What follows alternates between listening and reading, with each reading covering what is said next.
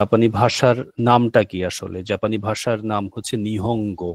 এখানে আমি ইংরেজিতে রোমাজিতে দিয়ে দিয়েছি নিহঙ্গো, NIHONGO, নিহঙ্গো। জাপানি ভাষাটাকে বলা হয় নিহঙ্গো। তারপরে যেমন আমি একটা বইয়ের নাম দিয়েছি, সেখানে লেখা আছে মিন্নানো নিহঙ্গো। মিন্না মানে হচ্ছে সবার জন্য, এভরিওয়ান। মিন্নানো নিহঙ্গো মানে হচ্ছে সবার জন্য জাপানি ভাষা। তবে জাপানি ভাষার নাম হচ্ছে নিহঙ্গো। আর জাপানিজরা জাপানকে বলে নিহন।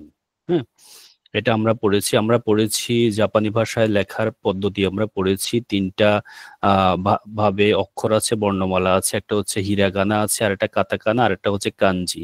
কাঞ্জিটা মূলত চায়না থেকে এসেছে জাপানি ভাষায়।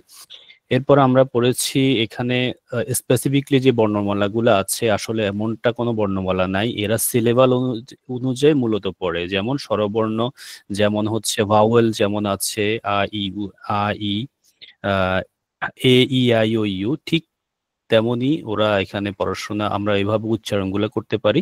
এই জন্য এখানে নির্দিষ্ট কোনো বর্ণমালা নেই, কারণ এখানে হচ্ছে আপনার কাঞ্জি আছে, অনেক হিউজ পরিমাণ কাঞ্জি আছে।